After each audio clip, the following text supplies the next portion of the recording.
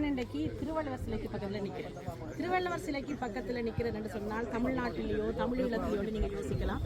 இல்லை, பிரான்ஸ் நாட்டில் மோமெனி என்ற ஊரில் திருவள்ளுவர் சிலைக்கு அருகில் நிற்கிறது. இது ஒரு பாண்டிச்சேரி தமிழர் இந்த சிலையை வடிவமைக்கிறதுக்கு ஒரு நூலக வளாகத்துக்குள்ள இச்சிலையை நல்லா இருக்கேன் சார். இருங்க, வந்து உங்களை பத்தி தான் பேசிட்டு இருக்காங்க. இந்த ஒரு சிலையை பத்தி அவர் சிற்பி தான் பேசுறாரு. ஓஹோ, அப்படியே கேமரா வராங்க. சிலையை வடிவமைத்த சிற்பி தொலைபேசியில் அழைப்பு விடுத்திருக்கிறார். அழகான ஒரு சிலை. இங்க எழுத்தாணிய கையில கொண்டு திருவள்ளுவருடைய கை விரல்கள் அற்புதமாக, அந்த விரல்களுடைய அமைப்பு, எழுத்தாணி, ஏடு, ஒரு நீண்ட மிகப்பெரிய உயரமான சிலை, அவருடைய கண்கள்.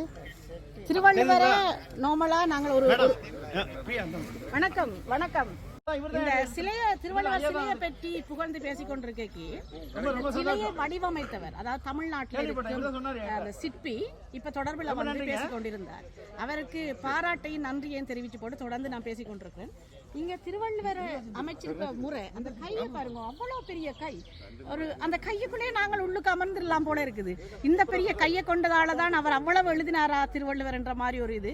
மிக உயரமான சிலை, ஒரு சின்ன ஒரு பேருக்காக வைக்கப்பட்ட ஒரு குட்டி சிலை இல்லை, மிக உயரமான சிலை, கம்பீரமான சிலை. அதோட எப்பொழுதுமே திருவள்ளுவரை நாங்கள் ஒரு சைட் பக்கத்தில் இப்படித்தான் பார்த்துறது.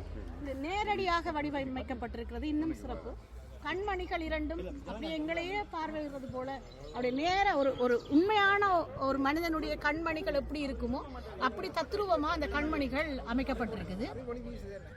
மிக அந்த கண் ஒளி வீசுது, அந்த அறிவொளி வீசுது. உண்மைதான். தமிழ் இன்றைக்கு கம்பீரமா பிரான்ஸ் நாட்டில் ஒரு நூலக வளாகத்தில் இருக்குது.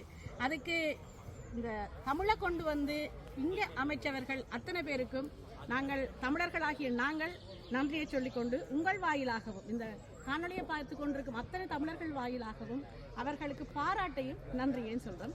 வணக்கம்.